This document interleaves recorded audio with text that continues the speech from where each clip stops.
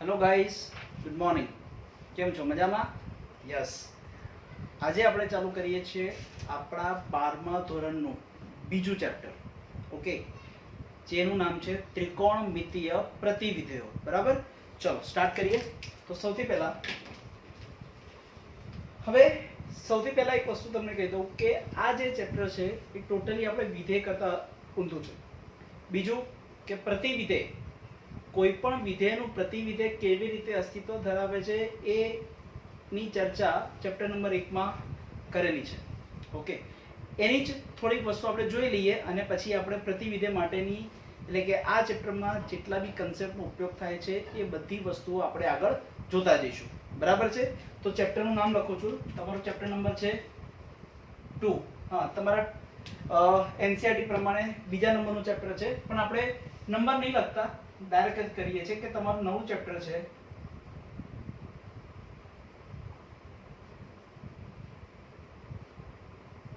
ત્રિકોણમિતીય પ્રતિવિધેયો. Okay, આપણે એને ઇંગ્લિશમાં કહેવાય ઇન્વર્સ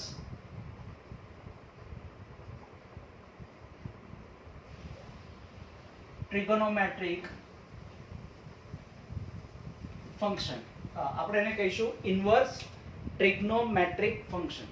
ઓકે, તો સૌથી પહેલા પ્રતિવિધેય શબ્દનો અર્થ સમજીએ. ઓકે, તો તમને ખબર છે કે કોઈ પણ વિધેયનું પ્રતિવિધેય ક્યારે અસ્તિત્વ ધરાવે, તો આપણે એનું થોડીક રિવિઝન કરી લઈએ. તમારા પહેલા ચેપ્ટરની અંદર આનો કન્સેપ્ટ આવે જ છે, પણ હવે આ નાનકડા કન્સેપ્ટ માટે આખું પહેલું ચેપ્ટર ભણવું બહુ અગત્યનું નથી. એક નાનકડો એવો કન્સેપ્ટ આવે છે કે એકક અને વ્યાપ્ત વિધેય. આપણે એનું પણ થોડુંક રિવિઝન કરી લઈશું. સૌથી પહેલા આપણે થોડુંક રિવિઝન કરી લઈએ કે જો કોઈ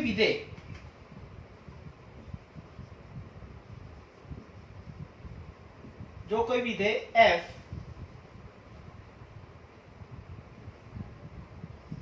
એ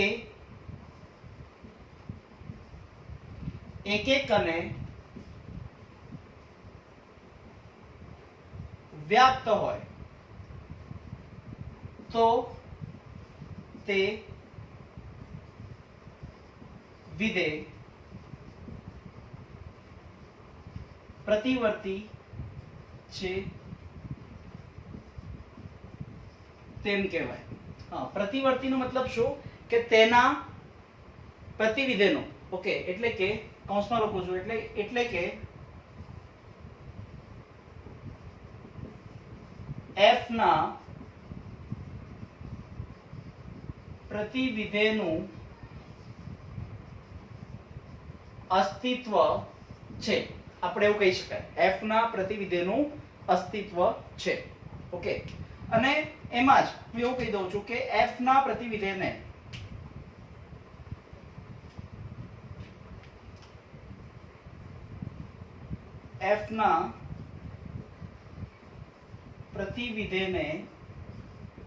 f ઇન્વર્સ વડે દર્શાવાય છે. કોના વડે દર્શાવાય છે? f ઇન્વર્સ વડે દર્શાવાય છે. ક્લિયર? ઓકે, હવે શું સમજણ છે આપણે એનું જોઈ લઈએ. પહેલા હું એવું કહું કે કોઈ વિધેય છે f is a tends to b, f is from a tends to b. એ કેવું છે? એકક અને વ્યાપ્ત છે. જે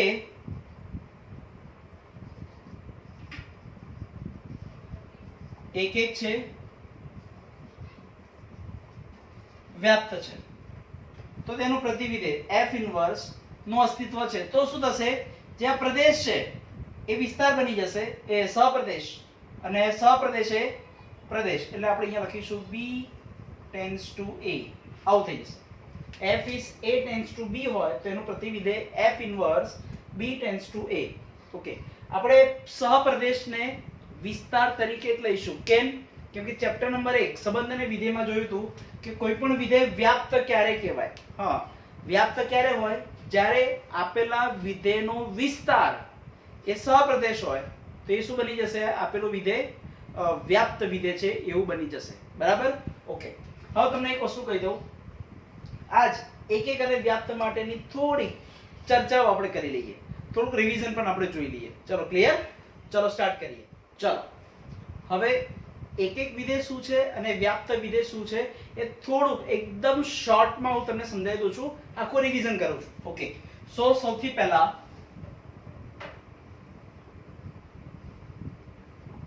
એક એક વિધેય, અને આ કન્સેપ્ટનો ઉપયોગ આપણે આ ટોપિકમાં કેવી રીતે કરીશું હું તમને એ પણ સમજાવું છું કે જો કોઈ વિધેય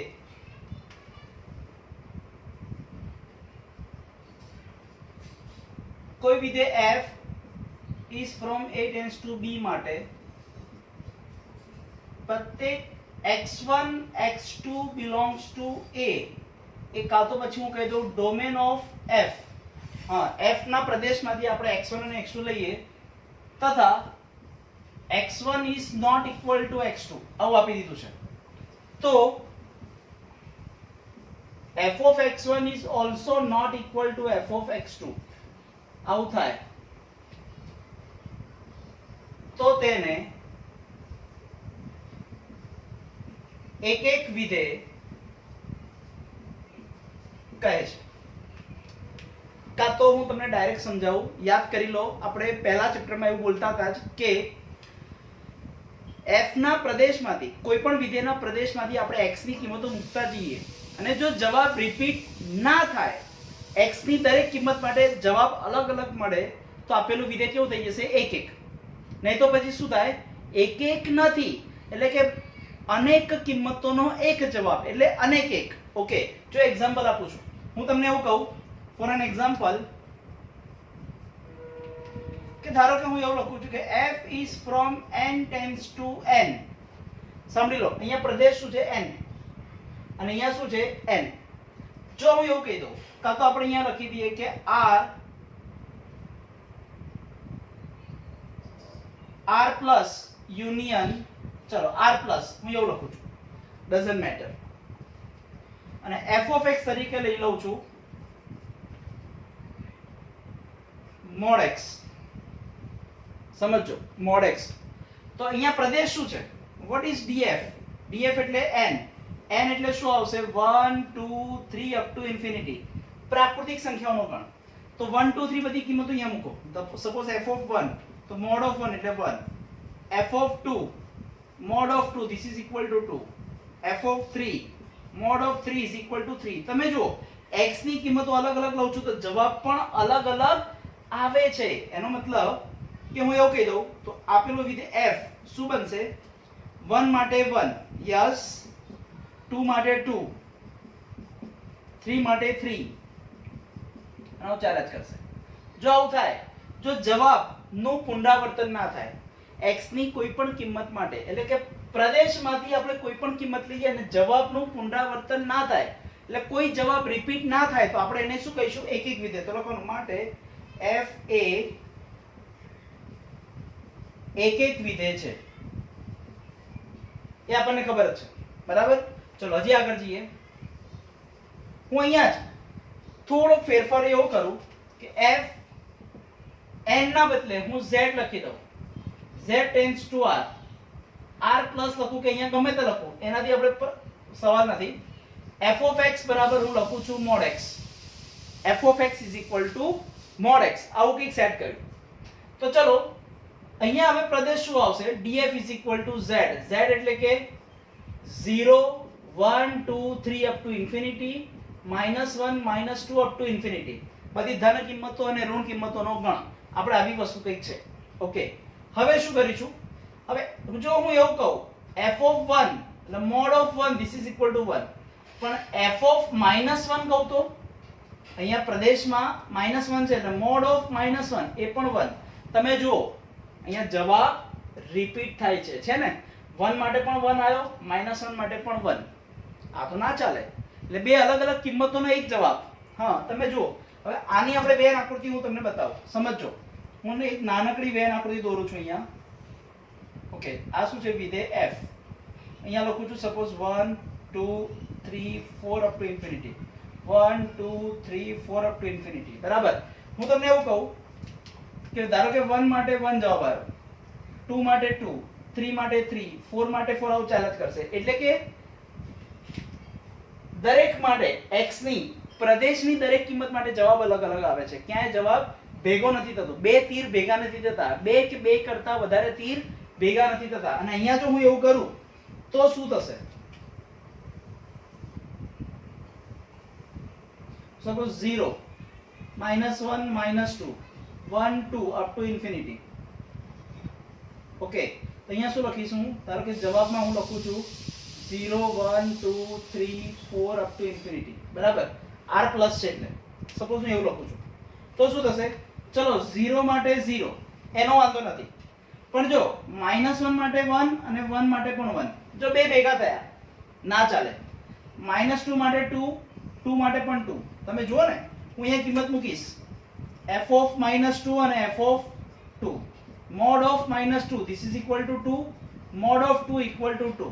જો જવાબનું પુનરાવર્તન થાય છે એટલે એક એક નથી, એક એક એટલે શબ્દોથી વિચારો, એક એક એટલે એક જ જવાબ આવવો જોઈએ, એટલે એક કિંમતનો એક જવાબ આવવો જોઈએ, જવાબ રિપીટ ના થવો જોઈએ. ઓકે, તો લખવાનું માટે 1 માટે પણ 1 belongs to f અને -1 માટે પણ 1 જવાબ આવ્યો, this is belongs to f. તો માટે લખવાનું માટે f એ એક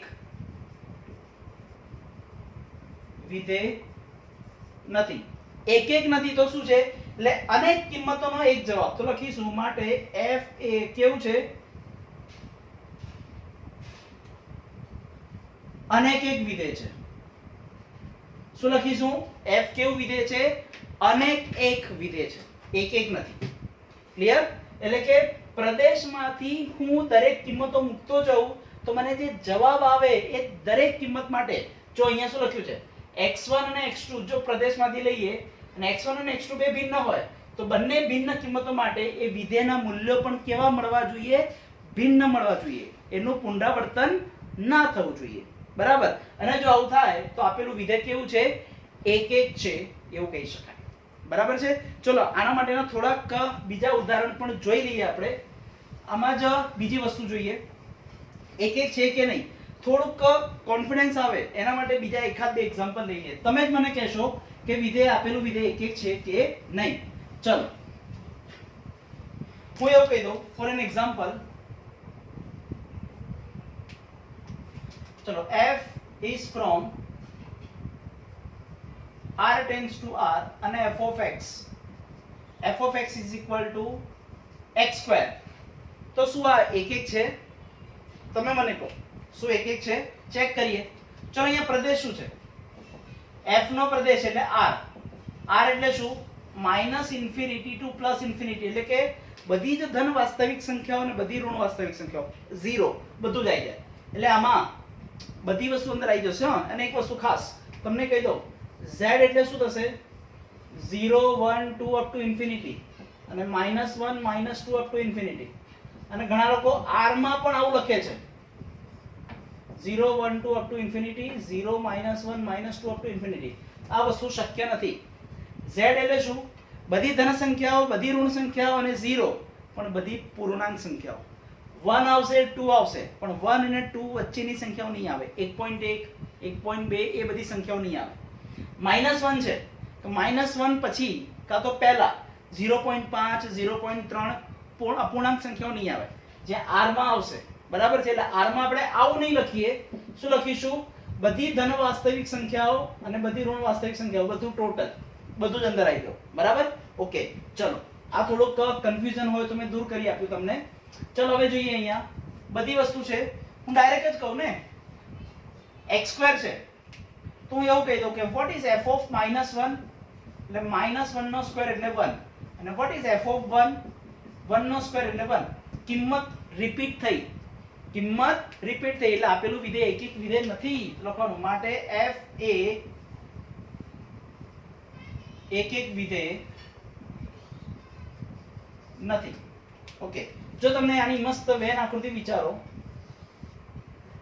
આ f, આ -1 અને 1, સામે જવાબ શું આવે? 1. તમે પોતે વિચારો ને, -1 નો જવાબ 1, 1 નો જવાબ 1. ચાલે? બે ભેગા ના થવા જોઈએ. પ્રદેશમાંથી બે કે બે કરતા વધારે તીર એક જ જગ્યાએ ભેગા ના થવા જોઈએ. આ એક વસ્તુ ખાસ યાદ રાખજો. બરાબર? ઓકે, ચલો અહીંયા હું પ્રદેશ બદલી નાખું, સાંભળજો, હું પ્રદેશ અહીંયા બદલી નાખું. f is from n tends to n f of x equal to x square. હું આવું કરી દઉં. એટલે હવે અહીંયા પ્રદેશ શું બન્યો? અહીંયા પ્રદેશ છે n. n એટલે બધી પ્રાકૃતિક સંખ્યાઓનો ગણ. સમજો, બરાબર? તો હવે હું એવું કહી દઉં કે what is f of x? ચલો f of 1 મૂકો, 1, તો 1 નો સ્ક્વેર એટલે 1. હું કહી દઉં f of 2, 2 નો સ્ક્વેર એટલે કે 4. f of 3, 3 square is equal to 9. ચલો ક્લિયર? તમે જો ક્યાંય જવાબ રિપીટ થતો નથી, ક્યાંય જવાબ રિપીટ થતો નથી. એનો મતલબ આપેલું વિધેય કેવું છે? 1 1 છે. યસ, તો લખવાનું માટે f એ 1 1 છે. ના, આપણે શોર્ટમાં લખીએ કે આપેલું વિધેય કેવું છે? 1 1 છે. જો આની બેન આકૃતિ દોરીએ તો શું થશે?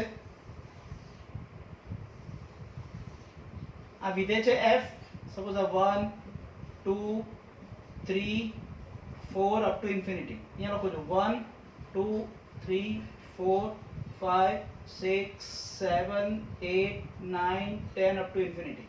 ચલો મને કહો 1 માટે શું આન્સર આવશે? 1. ચલો 2 માટે 4, 3 માટે 9, હા, અને 4 માટે પછી આગળ કિંમત હશે. આગળ તો અહીંયા ડોટ ડોટ ડોટ કર્યા છે એટલે આગળ ક્યાં કિંમતો આવવાની છે. ક્યાંય બે તીર ભેગા નથી થતા. જો બે તીર ભેગા નથી થતા એનો મતલબ આપેલું વિધેય કેવું છે? 1 1. આપેલું તીર કેવું, આપેલું વિધેય કેવું છે? 1 1 વિધેય છે, એવું આપણે કહી શકાય. બરાબર? યસ.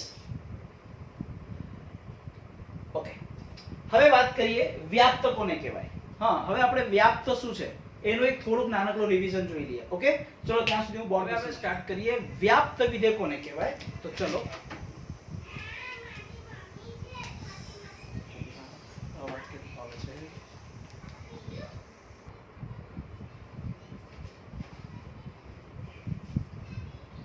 ચલો હવે આપણે જોઈએ વ્યાપ્ત વિધેય કોને કહેવાય.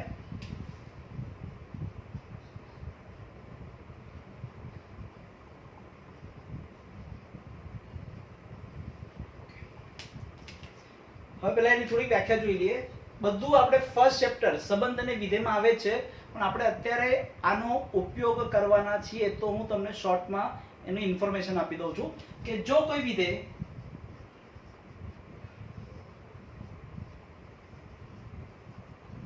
f is from a tends to b માટે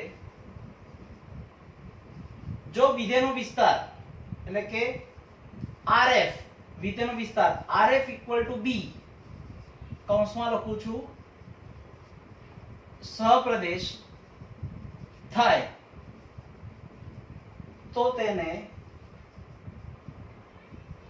વ્યાપ્ત વિધેય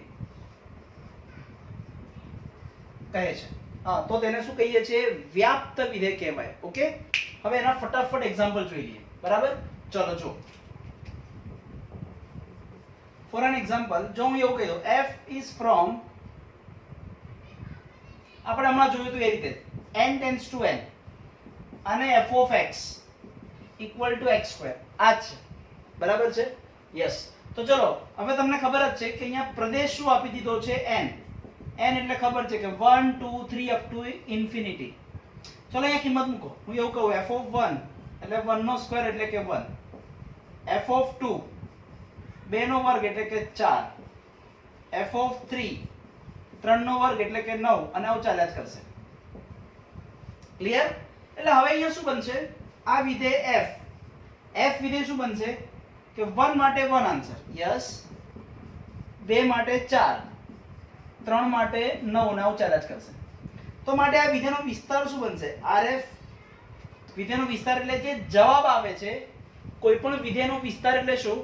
જે જવાબ મળે છે એ જવાબનો ગણ, એટલે 1 4 9 અપ ટુ ઇન્ફિનિટી.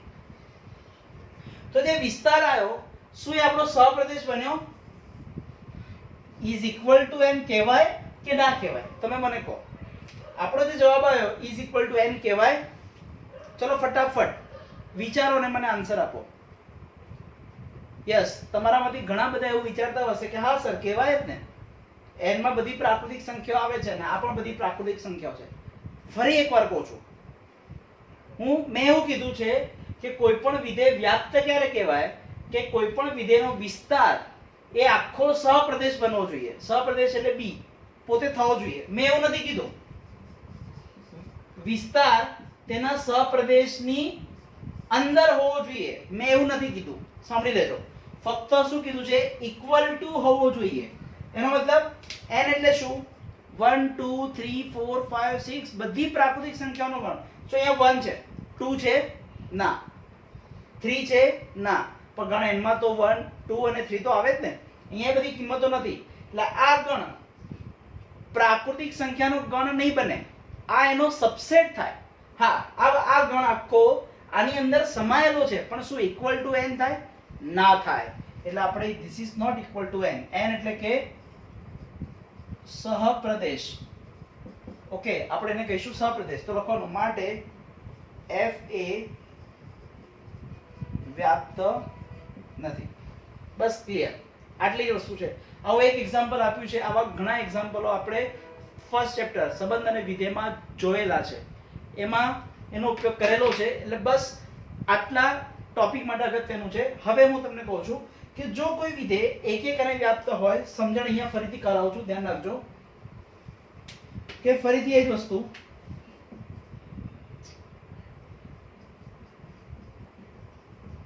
નોટ્સ નોંધ કરીને લખાવું છું. યાદ રાખજો કે જો કોઈ વિધેય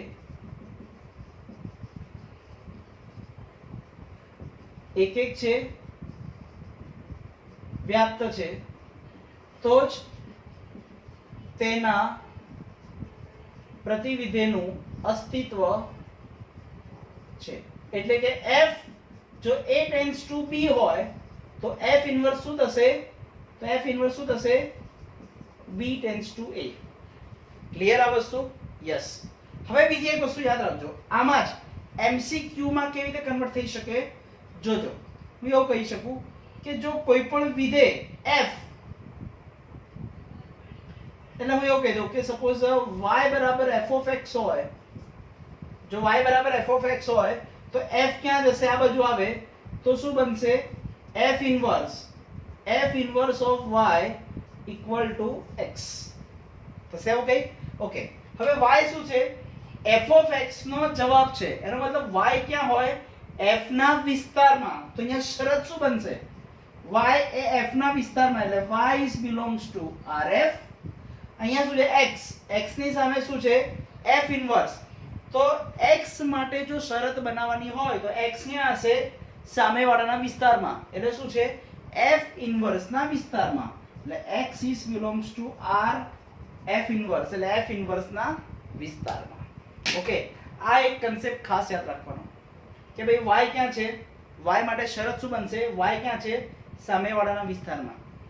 સામે કોણ છે? વિધેય f. તો f ના વિસ્તારમાં, એટલે કે રેન્જ ઓફ f. અહીંયા x માટે શરત છે તો x ક્યાં હશે? f ઇન્વર્સ માટે. બરાબર છે? f ઇન્વર્સ એટલે f ઇન્વર્સ ના વિસ્તારમાં. બોલો, પડી ખબર? ઓકે. એટલે આટલો કન્સેપ્ટ થયો એક એક અને વ્યાપ્ત. આટલા આપણે જે પ્રતિવિધેય ચેપ્ટર ચાલુ કરીએ છીએ, એટલે કે જો કોઈ પણ વિધેય એક એક હોય અને વ્યાપ્ત હોય તો તેના પ્રતિવિધેયનું અસ્તિત્વ છે. બરાબર છે? યસ. તો f નું પ્રતિવિધેય f ઇન્વર્સ, હા, ખાસ વસ્તુ છે. ઓકે. હવે આના પછી બીજી એક નવી વસ્તુ તમને સમજાવું છું, એ બી આપણે જોઈ લઈએ. ચલો ફટાફટ એના પછીના નવા મુદ્દા ઉપર જઈએ. ઓકે.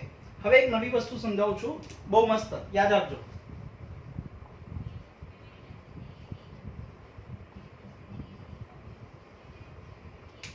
એવું કહ્યું કે f નું પ્રતિવિધેય f ઇન્વર્સ છે. બરાબર છે? પરંતુ f ઇન્વર્સ, હા, ઘાતમાં -1 જે છે એ શું બતાવે છે? પ્રતિવિધેયનો સિમ્બોલ છે. Okay, f inverse is not equal to 1/f. હા, આ એક વસ્તુ ખાસ યાદ રાખજો. હા, આ તો કોઈ વાસ્તવિક સંખ્યા હોય, તમને ખબર જ છે કે suppose every x belongs to r. x એ વાસ્તવિક સંખ્યા હોય તો x inverse is equal to 1/x, r - 0. શૂન્ય સિવાયની શૂન્યેતર વાસ્તવિક સંખ્યા તો x inverse is equal to 1 upon x. Suppose એવું કહું તો કે 2 ઇન્વર્સ ધીસ ઇઝ 1 અપોન 2.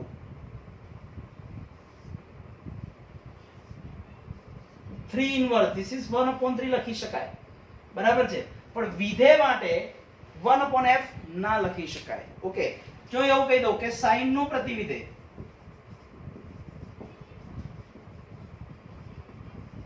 શું આવશે? sin inverse. તો હું એવું ના લખી શકું કે sin inverse x is equal to 1 upon sin x. એવું ના લખી શકાય. tan inverse x is not equal to 1 upon tan x.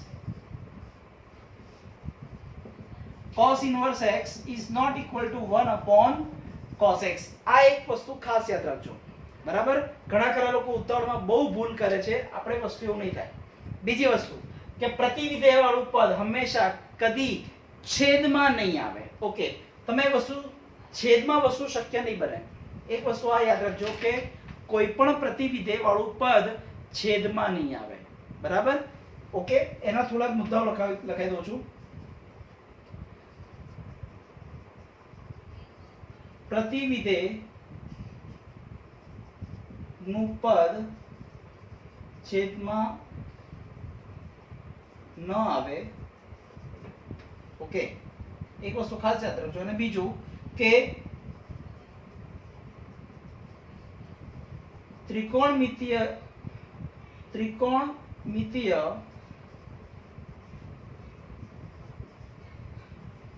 પ્રતિવિધેયોમાં જે પણ ફેરફાર થાય તે તેના ખૂણામાં જ થાય. જે બી ફેરફાર થાય તે ફક્ત તેના ખૂણામાં જ થાય. હા, આને પણ નોંધ કરીને યાદ રાખજો. હા, આને પણ તમે એક નોંધના સ્વરૂપમાં યાદ રાખજો, બરાબર? ચલો, ક્લિયર ભાઈ? યસ. આ એક નાનકડો કન્સેપ્ટ પણ બહુ જ અગત્યનો, પેલું કહેવાય ને છોટી છોટી મગર મોટી બાતે, એવું છે. હા, તો ચલો હવે આપણે ત્રિકોણમિતીય પ્રતિવિધેય શું છે? આપણે કોઈ પણ વિધેયનું પ્રતિવિધેય ક્યારે મળે? જ્યારે આપેલું વિધેય એક એક હોય, વ્યાપ્ત હોય, ત્યારે જ મળે. પણ હવે એક એક શું છે, વ્યાપ્ત શું છે, બધી જ વસ્તુ આપણે ફર્સ્ટ ચેપ્ટરમાં જોઈ લીધી છે. એ જ કન્સેપ્ટનો ઉપયોગ આપણે અહીંયા કરીશું. કોઈ પણ પ્રતિવિધેય એક એક હોય, વ્યાપ્ત હોય, તો જ એનું એ કેવું છે? પ્રતિવર્તી છે, એટલે કે એના પ્રતિવિધેયનું શું છે? અસ્તિત્વ છે. તો એ કન્સેપ્ટ એક એક શું છે, વ્યાપ્ત શું છે, એ પણ મેં તમને થોડુંક રિવિઝન કરાવી દીધું. ફર્સ્ટ ચેપ્ટરમાં તો આપણે ભણેલા જ છીએ. જે લોકો ફર્સ્ટ ચેપ્ટર ભણી ચૂક્યા છે એ લોકોને ખબર જ હશે. Okay, yes. તો હવે આપણે પ્રોપર જોઈશું કે કોઈ પણ વિધેય, કોઈ પણ ત્રિકોણમિતીય વિધેય માંથી એનું ત્રિકોણમિતીય પ્રતિવિધેય કેવી રીતે બને છે એ જોઈ લઈએ. ઓકે, તો ચલો સ્ટાર્ટ કરીએ. ઓકે, હવે આપણે સ્ટાર્ટ કરીએ છીએ ત્રિકોણમિતીયના પ્રતિવિધેયો, બરાબર? તો ચલો હું એવું કહી દઉં છું. પહેલું સૂત્ર,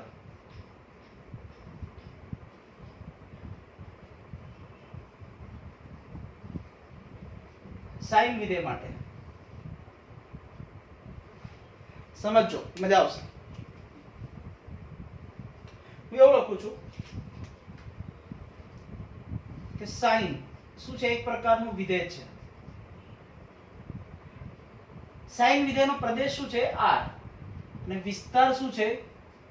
સંવૃત્ત -1 થી 1. એ તમને ખબર જ છે. ફરી એકવાર, સાઇન વિધેયનો પ્રદેશ શું છે? r.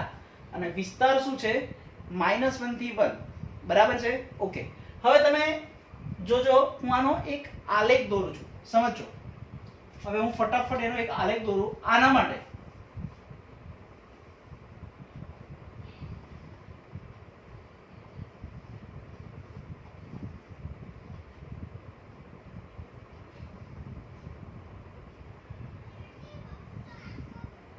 આ શું છે? 0.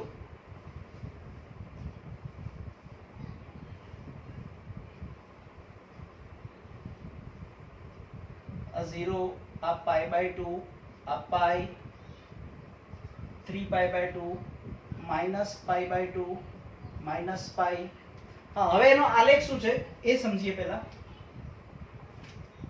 સાઈન નો આલેખ તમને ખબર જ છે ક્યાંથી ક્યાં જાય છે,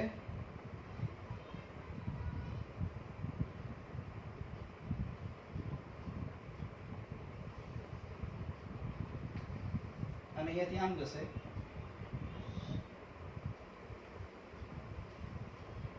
ઓકે, હજી આપણે આને લંબાવો તો શું થશે તમે જુઓ.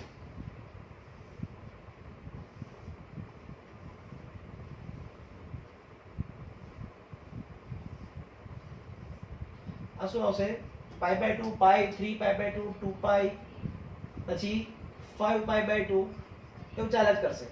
6 પાઈ બાય 2 એટલે કે 3 પાઈ. હા, અને જો આનો આલેખ હું આમ લંબાવું, ચલો હવે શું તમે જુઓ, આપણે આ જે આલેખ દોરેલો છે એમાં હા હું એવું કહી દઉં છું કે શું આ એક એક છે, વ્યાપ્ત છે? ના. તમે જોઈ લઈએ કે -1 થી 1 માં વ્યાપ્ત નથી. કેમ? કે સાઈન નો આપણે જે જવાબ લઈશું બરાબર છે એ ખરેખર બહુ બધો આવશે, પણ આ તો બાઉન્ડેડ વ્યાપ્ત તરીકે લેવા માટે આપણે આને આવું કરીશું. બીજી વાત ધ્યાન રાખજો, આ શું છે, આનું મૂલ્ય 1 અને આ મૂલ્ય શું છે, ધીસ ઇઝ 1 અને આ છે -1. એટલે આનો જવાબ 1 અને -1 ની વચ્ચે જ આવે છે, ધ્યાન રાખજો. હવે તમે એક વસ્તુ માર્ક કરો, આ મૂલ્ય જો સાઈન નું મૂલ્ય x અક્ષને એટલે 0, 0 આગળનું મૂલ્ય 0 થાય છે, પાઈ આગળનું મૂલ્ય 0, 2 પાઈ માટે 0, 3 પાઈ માટે 0. એટલે જેટલા પણ પાઈ વાળા પદો છે માઈનસ પાઈ ત્યાં પણ એનું મૂલ્ય શું થાય છે, 0. જેટલા પણ પાઈ વાળા પદો છે દરેકે દરેક માટે સાઈન નું મૂલ્ય 0 આવે છે. એનો મતલબ કે જો x બરાબર 0 લઉં તોય 0, પાઈ માટે 0, 2 પાઈ માટે 0. એટલે જો જવાબનું પુનરાવર્તન થયું, જો આવી રીતે કહું, હું એવું કહું કે f of 0 એટલે sin 0 એટલે 0, f of pi sin pi એટલે 0, f of 2 pi sin 2 pi this is 0. એટલે જો જવાબનું પુનરાવર્તન થયું, અને જો આપણે આની વેન આકૃતિ દોરીશું તો 0 માટે 0, પાઈ માટે 0, 2 પાઈ માટે 0, માઈનસ પાઈ માટે 0, માઈનસ 2 પાઈ માટે 0. એટલે દરેક માટે જવાબ 0. એટલે જવાબનું પુનરાવર્તન થયેલું આપેલું વિધેય એક એક નથી. હા, તો આપણે અહીંયા એવું કહી દઈએ, કાં તો એવું વિચારો ને, હું ધારો કે અહીંયા લો 1, તો જો હું 1 આગળ જઉં તો આપેલું વિધેય અહીંયા 1 સાઈન નું મૂલ્ય 1 થાય છે, ક્યાં? પાઈ બાય 2 આગળ. તો શું ફરી એનું મૂલ્ય 1 થવાનું છે આગળ? Yes, pi by 5 pi by 2 આગળ. હજી આગળ જઈશ તો હજી આ વિધેય આગળ જશે, તો ફરીથી પાઈ બાય 2 થવાનું, એનું મૂલ્ય 1 થવાનું. અહીંયાથી આમ જઈશું તો અહીંયા માઈનસ પાઈ બાય 2 આવશે, ત્યારે પણ એનું મૂલ્ય 1 થવાનું જ છે. ક્લિયર? તો હવે આપણે શું કરીશું, ધ્યાન રાખજો, મજા આવશે. તો આપણે આ વિધેય કેવું છે, એક એક અને વ્યાપ્ત નથી. તો લખવાનું માટે domain of sin x, domain એટલે sin નો પ્રદેશ શું છે, r, અને વિસ્તાર રેન્જ ઓફ sin -1 થી 1 માં sin વિધેય એક એક અને વ્યાપ્ત નથી. હા, એક એક અને વ્યાપ્ત નથી. તો હવે હું શું કરીશ, તો લખવાનું માટે sin ના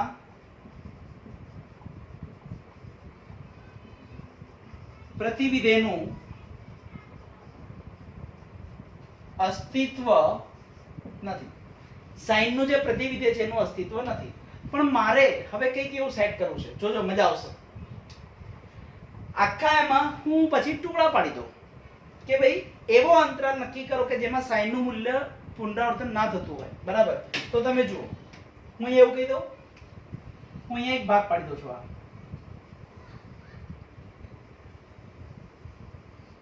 આટલો ભાગ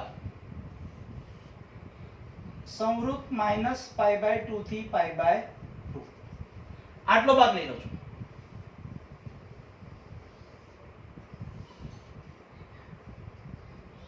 પાઈ બાય 2 થી 3 પાઈ બાય 2, આ બાજુ બી આવશે આવી રીતે ભાગ અહીંયા કે માઈનસ પાઈ બાય 2 થી આગળ આવશે -3 પાઈ બાય 2. આટલો જ અંતરાલ લઉં, સમજો, તમે બધું ભૂલી જાઓ, આટલો જ ભાગ જુઓ. આનો જો અહીંયા ધન કિંમત આવે છે, અહીંયા ઋણ કિંમત આવે છે, ક્યાંય સાઈન નું મૂલ્ય રિપીટ નહીં થાય. એનો મતલબ જો હું પ્રદેશ આ લઈ લઉં તો વિધેય એક એક બની ગયું. પછી તમે ગમે તે લઈ શકો, હું આ લઈ લઉં, આ લઈ લઉં કે આ લઈ લઉં, ગમે તે લઈ લઉં, તો વિધેય કેવું થશે? એક એક થઈ જશે. તો જો સમજો, પરંતુ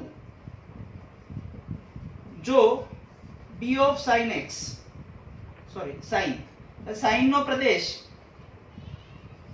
સંવૃત -3π/2 થી -π/2, -π/2 થી π/2, અથવા આ સંવૃત π/2 થી 3π/2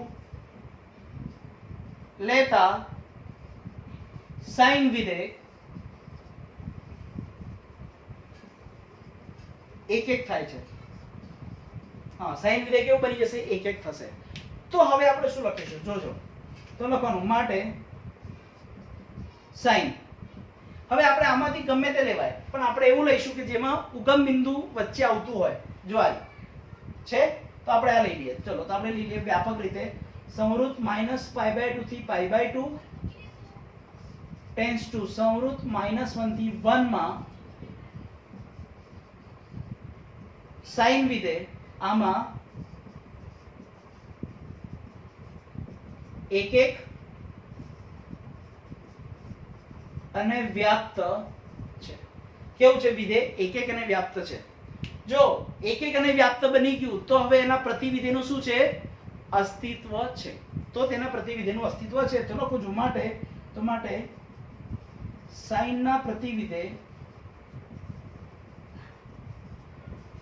f ઇન્વર્સ, sin ના પ્રતિવિધેય sin ઇન્વર્સ નું અસ્તિત્વ છે. માટે એના પ્રતિવિધેયનું શું છે? અસ્તિત્વ છે. તો શું બનશે? મેં તમને પહેલા કીધું હતું, જો અહીંયા ફરી યાદ કરાવી દઉં કે જો f is from a tends to b હોય તો એનો f ઇન્વર્સ શું થશે? ઊંધું થઈ જશે. જે સપ્રદેશ છે પ્રદેશ એટલે b tends to a, આવું થઈ જશે. મેં તમને પહેલા કીધું હતું. તો લખવાનું માટે sin ઇન્વર્સ શું બનશે? જે સપ્રદેશ છે આગળ આવી જશે. સંવૃત -1 થી 1 tends to, અહીંયા આવશે સંવૃત -π/2 થી π/2. હા, સંવૃત -π/2 થી π/2, આવું કંઈક થશે. ક્લિયર? એટલે આ રીતે આખી વસ્તુ બની. એટલે હવે જો sin નો પ્રદેશ હું આ લઈ લઉં અને વિસ્તાર -1 થી 1 હોય તો આપેલું વિધેય sin એક એક અને વ્યાપ્ત થશે. એટલે આપણે આને મોડિફાય કરીએ છીએ. હા, એટલે આપણે આને મોડિફાય કરીશું. બરાબર? એટલે હવે sin ઇન્વર્સ નો પ્રદેશ થશે.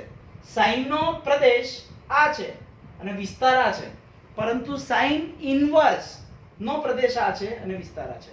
તો આમાં sin ઇન્વર્સ નું અસ્તિત્વ આવી રીતે મળે. તો હવે આનો આલેખ કેવી રીતે દોરીશું સમજીએ. જો હવે અહીંયા જગ્યા નથી ને તો હું તમને સમજાવત. ચલો અહીંયા બતાવી દઉં, તમને ખ્યાલ આવી જશે કદાચ. ચલો, તો જો હું આનો આલેખ દોરું,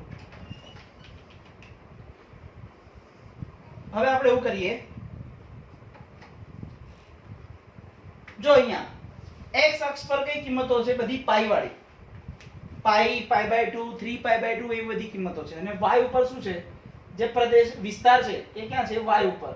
ઓકે, હવે પ્રદેશમાં શું છે? 1 અને -1.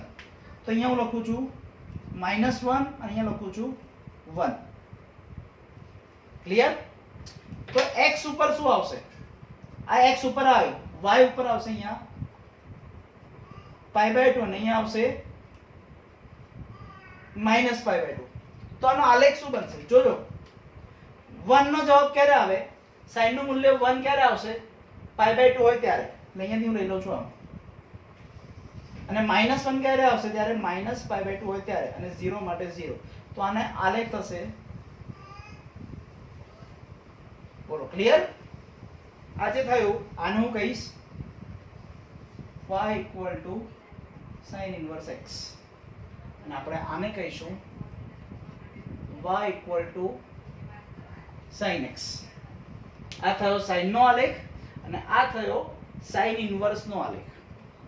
યાદ રાખજો ગઈ વખતે બોર્ડની પરીક્ષામાં 2019માં જે બોર્ડની પરીક્ષા થઈ તેમાં આ પ્રતિવિધેયના આલેખ ઉપરથી એક MCQ પૂછાઈ ગયો હતો, બરાબર છે? એટલે આનો આલેખ પણ તમારે યાદ રાખવો પડશે, બરાબર છે?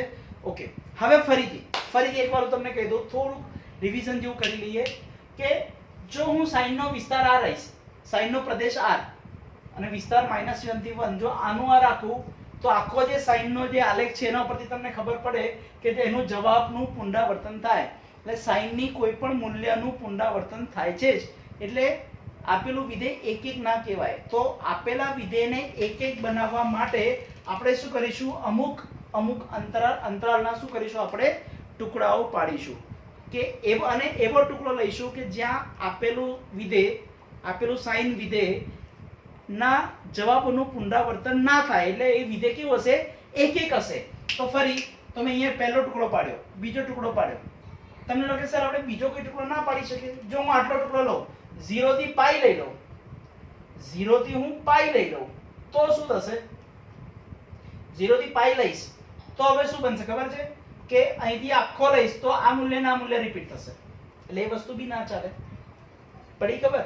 ઓકે, તો આપણે એટલે અહીંયા વસ્તુ લીધી કે -π/2 થી π/2 આખું આપણે આ લીધું કે જેના કારણે શું થશે કે જેની ધન કિંમતો અને ઋણ કિંમતો બધી આવી જાય. ક્લિયર?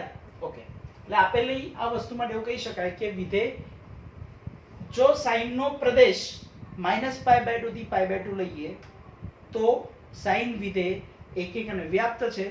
તો આ એકક અને વ્યાપ્ત હોય તો તેના પ્રતિવિધેય સાઈન ઇનવર્સનું શું છે, અસ્તિત્વ છે. અને જો અસ્તિત્વ હોય તો આપણે આ શું થશે, ઊંધું. આ જે વિસ્તાર છે એ પ્રદેશ બનશે અને પ્રદેશો એ વિસ્તાર બની જશે. ક્લિયર? આ થઈ વાત સાઈન માટે.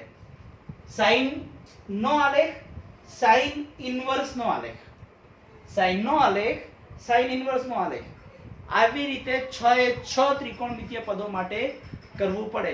કોસ નો આલેખ, કોસ ઇનવર્સ નો આલેખ, tan ઇનવર્સ, એ બધી વસ્તુ હું તમને બતાવું છું, આપણે જોઈ લઈએ. ઓકે, આ વાત કરી આપણે સાઈન માટે. હવે વાત કરીશું આપણે કોસ વિધેયની. ચલો હવે આ જ વસ્તુ આપણે સ્ટાર્ટ કરીએ છીએ કોસ માટે. એવું કહી દઉં કે કોસ વિધેય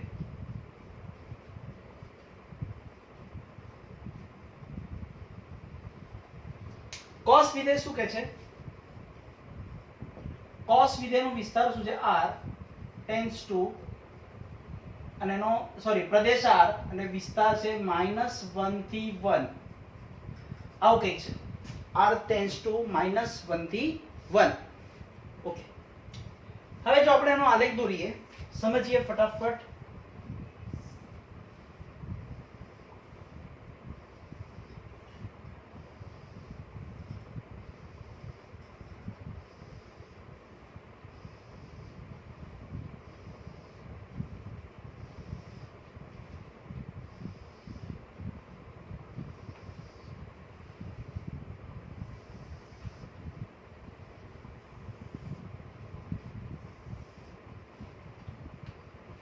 જો હું એવું કહી દઉં કે અહીંયા છે સપોઝ 0, π/2, π, 3π/2, 2π, 5π/2, -π/2, -π, -3π/2, -2π. આવું કંઈક છે. આ છે 1 અને આ છે -1. કોસનો આલેખ કેવો છે તમને ખબર જ છે. 0 માટે 1 એટલે અહીંયાથી ચાલુ થશે, અહીંયાથી આમ,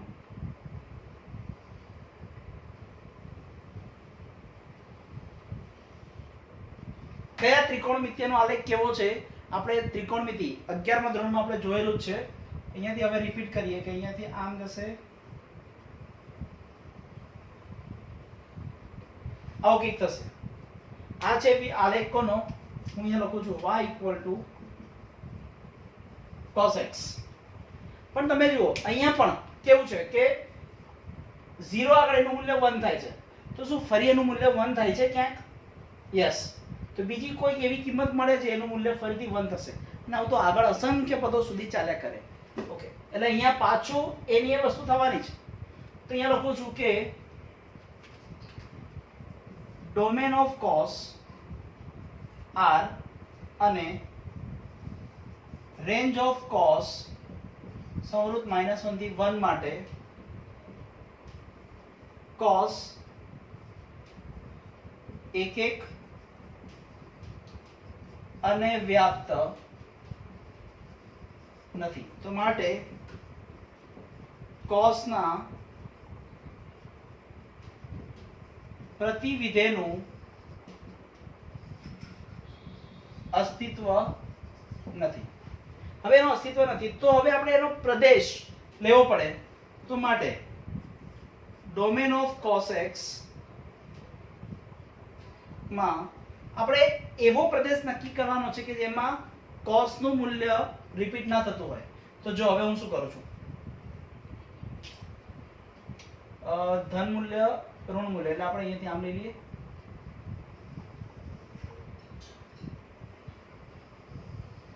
ચલો આટલો અંતરાલ લઈ લઉં છું. હા, એ શું છે 0 થી π. ચલો અહીંયા લઈ લઉં છું. આ છે π થી 2π. આ બાજુનો લઈ લો આમ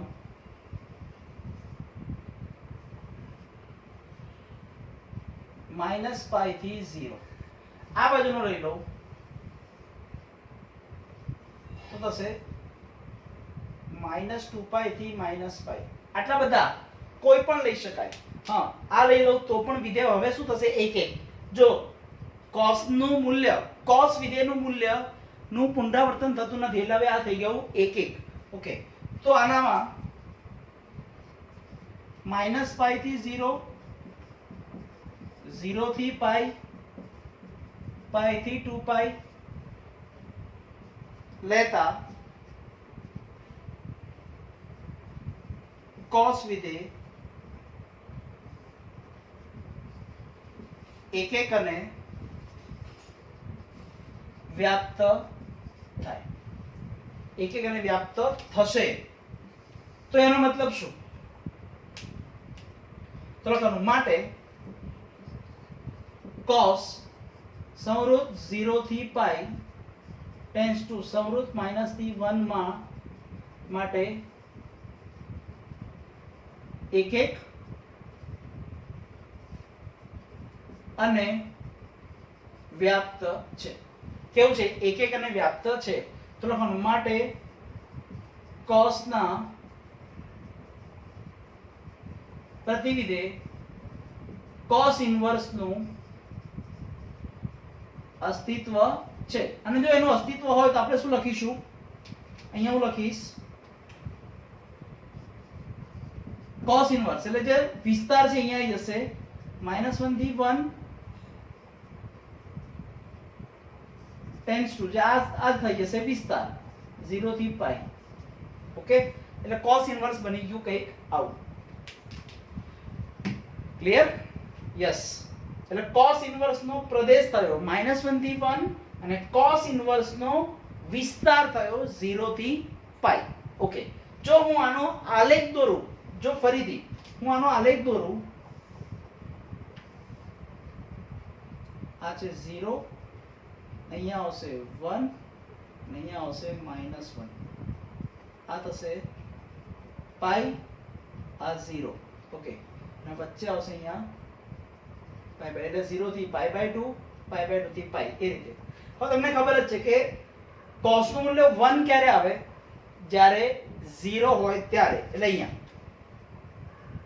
cos નું મૂલ્ય -1 ક્યારે આવશે? જ્યારે π હોય ત્યારે. ઓકે, એટલે અહીંયાથી આમ લઈ લઉં અહીંયા.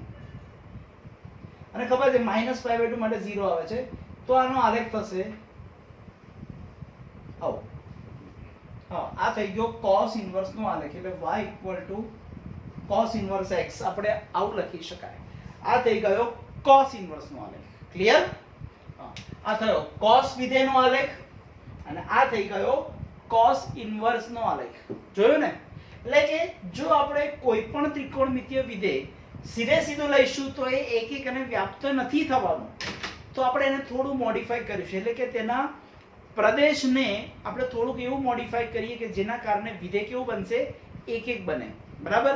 તો મેં શું કર્યું, હવે જો 0 થી પાઈ પણ અહીંયા લઈ શકાય, પાઈ થી 2 પાઈ પણ લઈ શકાય, માઈનસ પાઈ થી 0 પણ લઈ શકાય. તો તમને એવું લાગે કે સર તમે 0 થી પાઈ જ કેમ લીધા? ના, એવું કંઈ નથી, તમે ગમે તે લઈ શકો, પણ આપણે મેક્સિમમ પ્રયત્ન એવો કરીએ કે જે એવો અંતરાલ નક્કી કરીએ કે જેમાં ઉગમ બિંદુ 0 આવતું હોય. હવે પાછો તમને મનમાં સવાલ થાય કે આમાં પણ 0 આવે છે ને આમાંય 0 આવે છે, તો બને ત્યાં સુધી શક્ય હોય તો ધન કિંમતો લેવાની. એવો અંતરાલ લેવાનો કે જેમાં ઉગમ બિંદુ આવતું હોય અને ધન કિંમતો થતી હોય. પ્લસ માઇનસ બંને આવતી હોય તો કંઈ વાંધો નથી, જેમ આપણે સાઈનમાં જોયું. એટલે આપણે અહીંયા લીધું 0 થી પાઈ.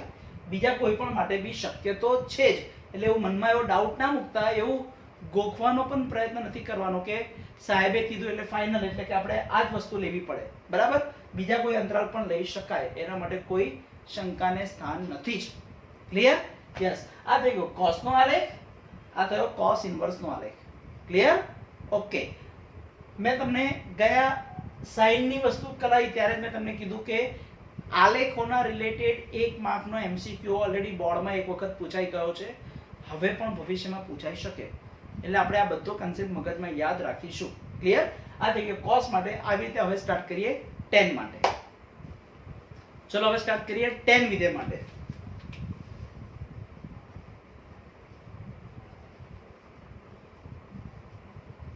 ઓકે. તો tan વિધેય માટે શું છે જોઈ લઈએ કે સપોઝ tan નો પ્રદેશ શું આવે, r minus 2n plus 1 pi by 2 કે જ્યાં n is belongs to z. Okay. આ પ્રદેશ tends to વિવૃત tends to r. શું થશે? tends to r. Clear? Okay. tan નો વિસ્તાર છે r અને પ્રદેશ છે r. આવું કેમ લીધું? r minus 2n plus 1 pi by 2 કેમ લીધા? તમને ખબર જ છે કે tan એટલે શું છે? sin upon cos. Okay. Suppose હું એવું કહી દઉં કે tan x is equal to sin x upon cos x. તો x ની આપણે એવી કિંમતો લેવાની કે જેના કારણે cos નું મૂલ્ય 0 ના થવું જોઈએ. ફરી x ની એવી કિંમત લેવાની છે કે જેના કારણે cos નું મૂલ્ય 0 ના થવું જોઈએ. બરાબર છે? યસ. તો 0 થઈ જાય તો આખું પદ અવ્યાખ્યાયિત બને, એટલે tan નું મૂલ્ય તો વાસ્તવિકતા સાથે tan નું મૂલ્ય વ્યાખ્યાયિત છે જ નહીં. ઓકે. એટલે આપણે લીધું આ. એટલે જ્યાં જ્યાં cos નું મૂલ્ય 0 થાય છે, એટલે cos નો શૂન્યનો ગણ મેં શું કર્યો? r માંથી કાઢી નાખ્યો. આ ગણ એવો છે કે જેમાં તમે n ની કોઈ પણ કિંમત મૂકશો તો cos નું મૂલ્ય 0 થાય છે. એ બધી કિંમતો મેં r માંથી કાઢી નાખી છે. ઓકે. તો ચલો હવે tan નો આલેખ દોરીએ. શું કહે છે જુઓ, સમજીએ પહેલા.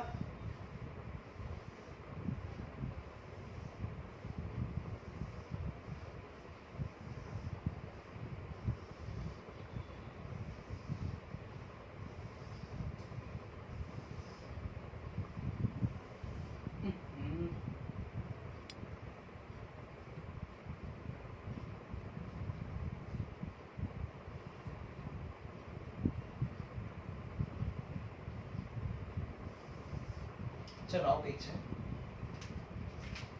0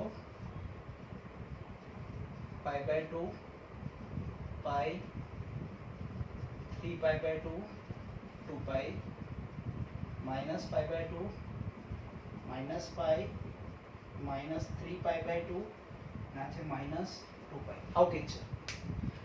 tan નો આલેખ શું છે એ દોરીએ છે. જોજો હવે tan નો આલેખ તમે 0 માટે 0, પણ જો tan નો આલેખ pi by 2 ને ટચ નહીં થાય, એટલે આપણે એનો આલેખ દોરીશું આવો કે.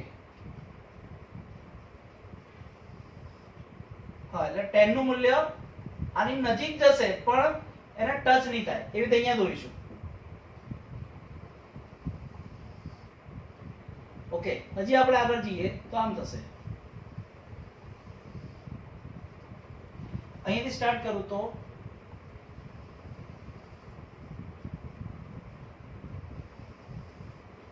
આ થશે tan નો આલેખ આ શું છે આખો tan નો આલેખ અહીંયા લખું છું y બરાબર tan x તમને ખબર જ છે તો મને ખબર જ છે કે જો પ્રદેશ આ લઈશું તો અહીંયા લખું છું તો ડોમેન ઓફ tan શું છે r minus 2n plus 1 pi by 2 કે જ્યાં n is belongs to z માટે tan વિધેય એક એક અને વ્યાપ્ત નથી એક એક અને વ્યાપ્ત નથી તો લખવાનું માટે tan ના પ્રતિવિધેયનું અસ્તિત્વ નથી તો હવે આપણે શું કરીશું એવો અંતરાલ નક્કી કરીએ કે જ્યાં tan નું મૂલ્ય કેવું થશે એક એક આવે તો જો સમજો ધન કિંમત ઋણ કિંમત એટલે આપણે આ લઈ લઈએ આખો આટલો ભાગ પછી આટલો ભાગ પછી આટલો ભાગ એવા અંતરાલ નક્કી કરીએ તો જો હું આટલો હું નક્કી કરું -3 પાઈ બાય 2 થી -π/2 હવે અહીંયા હું આવો મોટો કૌંસ નહીં કરી શકું કેમ કે આપણે આ જે લાઈન છે ને આ ડોટેડ લેવી પડશે ડોટેડ કેમ કે એનું મૂલ્ય ત્યાં ટચ થતું નથી હા એટલે આપણે આ બધી લાઈનો કેવી લેવી પડશે ડોટેડ ક્લિયર એટલે આ વસ્તુ ખાસ યાદ રાખજો હા એટલે આપણે અહીંયા કરીશું નાનો કૌંસ પછી જો આટલો ભાગ લઉં તો -π/2 થી π/2 પછી અહીંયા આટલો ભાગ લઉં π/2 થી 3π/2 પણ નાનો કૌંસ બરાબર તો હવે અહીંયા લખીએ માટે tan નો પ્રદેશ -3π/2 થી -π/2 -π/2 થી π/2 π/2 થી 3π/2 લેતા tan વિધેય એક એક અને વ્યાપ્ત બને છે તો માટે tan ના પ્રતિવિધેય tan ઇન્વર્સ નું અસ્તિત્વ છે તો માટે તેના પ્રતિવિધેયનું શું છે અસ્તિત્વ છે તો આપણે અહીંયા લખીશું કંઈક આવું કે જો tan વિવૃત -π/2 થી π/2 ટેન્ડ્સ ટુ r લઈએ વિવૃત -π/2 થી π/2 ઉગમ બિંદુ જેમાં આવતું હોય તે બરાબર ઓકે r તો માટે tan ઇન્વર્સ શું બની જશે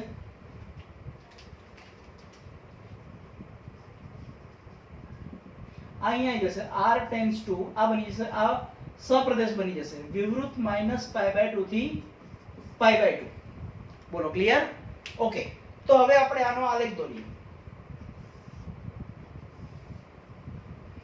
r એટલે આ બધું આવશે આ 0 આ બધી કિંમતો લેવાની અહીંયા -π/2 ને π/2 નથી લેવાના પણ એની વચ્ચેની કિંમત સપોઝ આ π/2 હોય અને આ હશે -π/2 તો અહીંયા આપણે ડોટેડ લાઈન કરવી પડશે ઓકે આપણો જે આલેખ છે એ ક્યાંથી ક્યાં જશે ઓકે આ બધું બરાબર છે π/2 થી અને -π/2 ની વચ્ચે તો આનો જે આલેખ છે આપણો tan નો આલેખ એ ક્યાંથી ક્યાં જશે જેમ આપણે અહીંયા તો π/2 ને ટચ નથી થતો બહારથી અંદર આવે છે અને અંદરથી બહાર જો તો શું થશે અહીંયા બહારથી અંદર આવ્યો અને અંદરથી બહાર ઓકે આ થયો y tan ઇન્વર્સ x એનો આલેખ એ છે ને ભાઈ જોઈ લઈએ પહેલા યસ ના થઈ ગયો tan ઇન્વર્સ નો આલેખ આ એમસીક્યુ પૂછાયો તો આ એમસીક્યુ બોર્ડમાં પૂછાઈ ગયો તો રકમ એમસીક્યુ એવી રીતે આપેલો કે y tan ઇન્વર્સ નો આલેખ નીચેનામાંથી કયો આલેખ y = tan ઇન્વર્સ નો આલેખ છે? એક આ આલેખ મૂક્યો તો આનાથી ઊંધું કરી દીધું હોય, અહીંયાથી આમ લીધેલું હોય, અહીંથી આમ લીધેલું હોય, ઊભું લીધેલું હોય, એટલે આપણે ઓળખવાનું કે કયો આલેખ tan ઇન્વર્સ નો આલેખ છે. એટલે આ એક બહુ અગત્યની વસ્તુ છે. હા, આ જ MCQ બોર્ડમાં પૂછાઈ ગયો છે. ક્લિયર? યસ. આ થઈ ગયું tan માટે. આજે આપણે જોયું sin માટે, cos માટે અને tan માટે. આવી જ રીતે sin ઉપરથી sin ઇન્વર્સ, cos ઉપરથી cos ઇન્વર્સ અને tan ઇન્વર્સ ના આલેખો આપણે જોયા. પછી હવે બીજા 3 આલેખો રહ્યા. કયા કયા? cosec ઉપરથી cosec ઇન્વર્સ, sec ઉપરથી sec ઇન્વર્સ અને cot ઉપરથી cot ઇન્વર્સ. આટલી વસ્તુ છે. 3 વિધિઓ માટે મેં તમને બતાવ્યું છે. બાકીના 3 વિધિઓ માટે તમે જાતે વિચારશો અને તમે તમારી ફેર બુકમાં લખશો. ક્લિયર? ફેર બુકમાં દરેકે દરેક વસ્તુ આવી રીતે લખવાની છે. બાકીના 3 માટે પણ ફરી કહું છું, બાકીના 3 વિધિઓ માટે પણ આપણે આ વસ્તુ બતાવવાની તો છે જ. એ જે હું તમને હોમવર્કમાં આપું છું. બરાબર? વર્ડિંગ એને અહીંયા tan ના બદલે cot આવશે. cot પ્રમાણે અહીંયા આ ફેરફાર થશે. અહીંયા આલેખ એનો બદલાશે, આ બદલાશે, આ બધી શરતો બદલાશે. બાકીના બધા વર્ડિંગ એના એ એટલે કે બધી ફોર્મેટ, જે ફોર્મેટ કહેવાય બધી એની એ જ થવાની છે. ક્લિયર? યસ.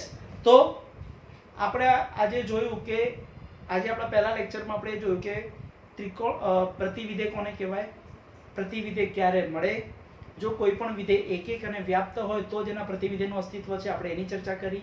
પછી આપણે જોયું એક શું છે, વ્યાપ્ત શું છે, એનું થોડું રિવિઝન કર્યું. પછી sin માટે, cos માટે, tan માટે આપણે આલેખો જોયા. બરાબર છે? યસ. હવે આના પછીના નવા કન્સેપ્ટ, આના પ્રતિવિધેય માટેના થોડા નવા સૂત્રો, નવી સમજણ, બધી વસ્તુ જોઈશું હવે આવતા લેક્ચરમાં. પણ આપણે આપણી ટેવ પ્રમાણે, એક સારી ગુડ હેબિટ્સ પ્રમાણે આપણે એવું કરી શકાય, કરવાનું છે. તમારે આની એક ફેરબુક મેન્ટેન કરવાની છે. તમારે ફેરબુકમાં દરેકે દરેક વસ્તુ, કદાચ ઘણી વખત એવું બને કે હું કોઈક એવી ઇમ્પોર્ટન્ટ વસ્તુ હું તમારી સામે બોલી ગયો હોઉં પણ લખેલી ના હોય, તમને યાદ હોય તો તમારે ત્યાં નોટ ડાઉન કરી દેવાની. આપણી ફેરબુક એટલે આપણી ગીતા, જેમાં બધી વસ્તુ અંદર સમાયેલી છે.